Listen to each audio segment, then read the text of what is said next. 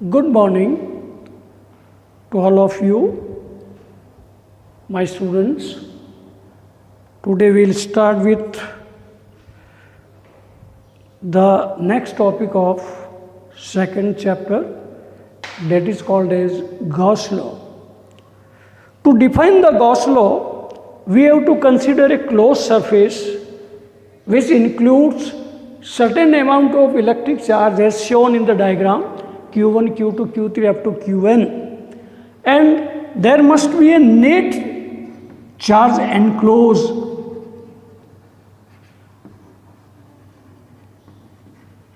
just like represented by Q. Then Gauss stated that the net amount of flux or the total amount of flux electric flux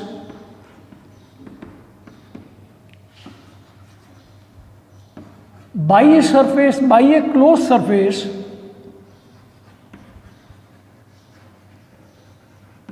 is always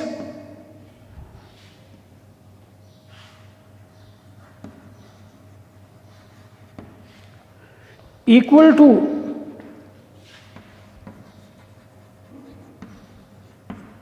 the product of net charge enclosed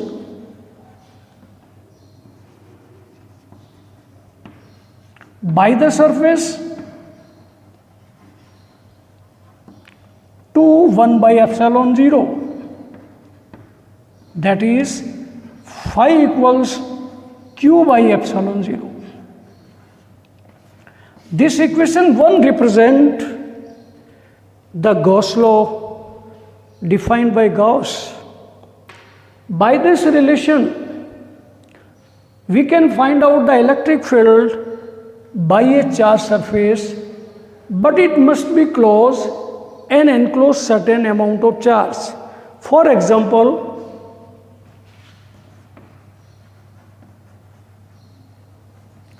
a closed surface is there with a single dielectric pole. A electric dipole is present in this closed surface, then the net charge will be 0. That is, charge enclosed in this surface is 0, therefore flux will also be 0. In this case, we cannot define the Gauss law because there is no net charge enclosed in the surface. So the condition of Gauss law is, conditions of Gauss law are: surface must be closed,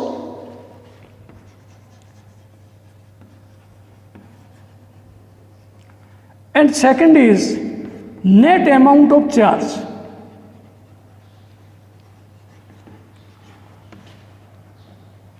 must enclosed.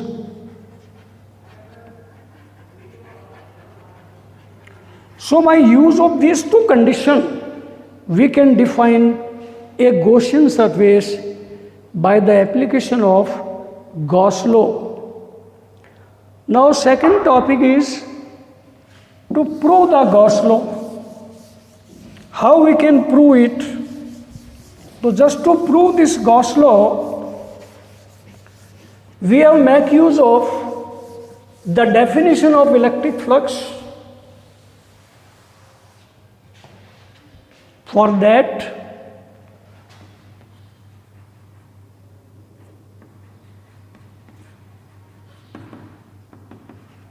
we have to consider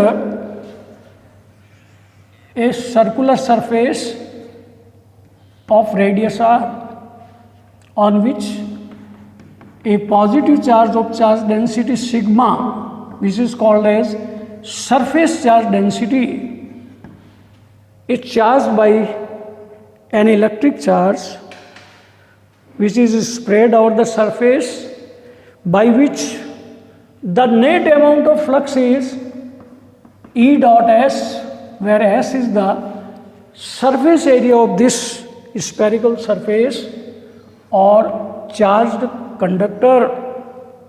Since the electric field on the surface is given by kq by r square, which is the magnitude of electric field on this closed surface.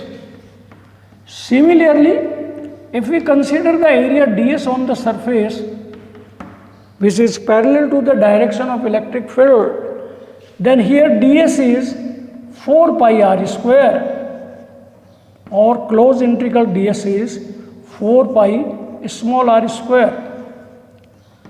Then by equation 1, the phi will be kq by r square into 4 pi r square. kq means 1 by 4 pi epsilon 0 r square into 4 pi r square. 4 pi will cancel, r square will cancel. That is phi equals q by epsilon 0. This is our Gauss law. So by the application of electric flux definition, we have proved the net flux by a closed surface is always equal to the product of net charge enclosed in the surface to the 1 by epsilon 0, where epsilon 0 is electric permittivity of the medium or vacuum. This is always given by 8.85 into 10 raised to power minus 12. So by putting this value, we can prove the given Gauss law. So in this way, we have defined what is Gauss law and what is Gaussian surface and what is the proof of Gauss law.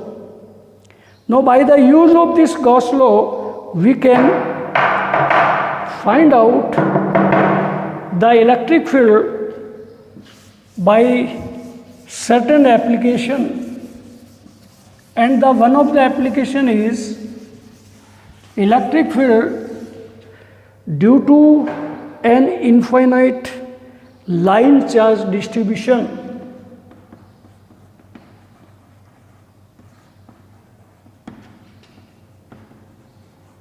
Infinite line charge distribution.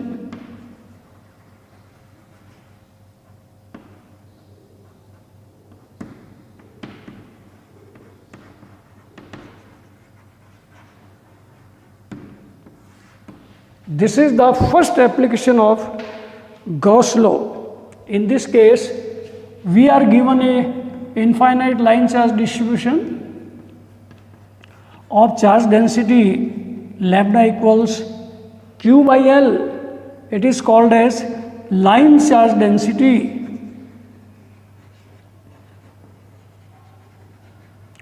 So to find out an electric field at a point P, which is at a distance r perpendicular to this line charge, we have to construct a cylindrical Gauss surface of radius r and length is small l. This is the length of Gaussian surface, this is the radius. Now the electric fields are always perpendicular to its periphery and in plane to the surface S1 of the cross section, S2, it is always perpendicular to this surface. So this is the diagram of Gaussian surface construct around this given infinite line charge distribution. Now by the charge density Q by L equals lambda, we can find out the amount of charge enclosed by this Gaussian surface. Then by the application of Gauss law, the flux is given by phi 1 plus phi 2 plus phi 3 equals Q by epsilon 0, where phi 1 is E, close integral ds s1 plus E dot cross integral ds s2 plus E dot close integral ds s3 lambda L by epsilon 0. This is our first step, and we give the equation 2. Now we know that E is perpendicular to S1 and S2. Then phi 1 equals phi 2 equals 0. But E is parallel to S2. Therefore, E close integral ds S2 equals lambda L by epsilon 0. Now E into 2 pi RL lambda L by epsilon 0. L will get cancelled. Therefore, E will be lambda by 2 pi epsilon 0 into R, or you can write it as 2 lambda by 4 pi epsilon 0. Therefore, it becomes 2k lambda by R.